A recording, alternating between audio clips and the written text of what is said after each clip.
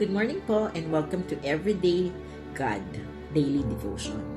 Ako po si Elizabeth Fortes at ang aking pong devotion na ibabahagi sa inyo ay hango sa 2 Corinthians chapter 13 verse 5. Basahin po natin. Examine yourselves to see whether you are in the faith. Test yourselves.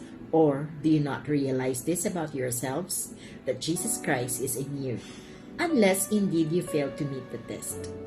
Ang title po ng ating devotion ay True Christian versus Counterfeit Christian. So have you ever asked yourself if indeed you are a true Christian? Natanong mo ba na sa sarili mo kung ikaw ay tunay at ganap na isang Kristiyano? Na ikaw ay tunay na isang born-again Christian? Sa ating pong devotion sa araw na ito, atin po na suriin ang ating sarili kung tayo ba ay tunay na nasa Panginoon at ang Panginoong Jesus ay nasa atin. So what marks true Christianity? Hindi sapat na tayo ay kabilang na isang simbahan or if we are following certain moral standards o tayo ay nagbabasa ng Biblia. Ang mga bagay na ito ay hindi nagagarantiya na tayo ay tunay na isang Kristiyano. Kaya, ano nga ba ang mga marka na tayo ay isang tunay na Kristiyano? Let us examine ourselves if we are in the faith. In this chapter, Paul is suggesting that we ask ourselves if we have the evidence that Jesus Christ lives in us and dwells in us. Let us see what are the marks we can find to assure ourselves that we are a true Christian. So, tayo po ay susuriin natin ang sarili natin. Let us examine ourselves. First, the scripture speaks of inner witness. In Romans, Paul says that the Spirit Himself testifies with our spirit that we are God's children. Makikita po natin yan sa Romans 8, verse 16.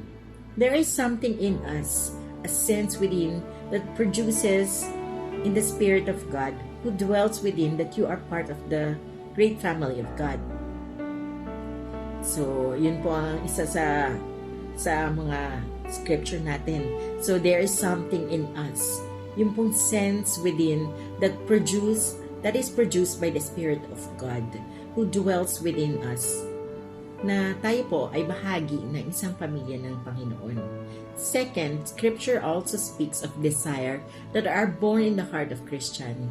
Wala po sa 1 Peter chapter 2 verse 2. It says, like newborn babies, crave pure spiritual milk, so that by it you may grow up in your salvation. One of the marks of born-again believers is that they have a deep and sudden thirst for the Word of God, a hunger to be fed, to know the truth of God.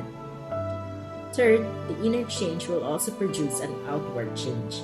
Reading the Word of God will bring change in our hearts and minds at makikita natin ang pagbabago sa ating kilos, pananalita at gawa. Ang tanong, na kung si Jesus ay nasa atin, ay masasagot sa pag-oobserba sa ating pag-uugali dahil ang pagbabago ng loob ay nagdudulot ng pag-iba ng ating ugali o saloobin. Sigurado ako na naranasan nyo na masabihan ng ibang tao, kapamilya, kaibigan o kapitbahay na nagsasabi sa inyo na nakikitaan nila kayo ng malaking pagbabago. Ang dating masungit o paalaaway ay mahinahon at magiliw na. Ang dating ikaw ay napansin na ilang pagbabago na nakikita nila. Pagbabagong patungo sa kabutihan. Dahil ang isang Kristiyano ay nagbubunga ng pag-ibig, kagalakan, kapayapaan, kabaitan, kabutihan, katapatan, kahinahunan at pagpipigil sa sarili na matatagpuan sa scripture po sa Galatia chapter 5 verse 22. Christ lives in us and light have no part with darkness. Sa pagwawakas ng ating devotion, masasabi mo ba kapatid na tunay at 100% na isa kang Kristiyano at buong puso mong masasabi na ako ay isang tunay na Kristiyano? Maraming salamat po sa inyong lahat. Muli po tayong magkikita sa ating Everyday God Daily Devotion. God bless po and God loves you.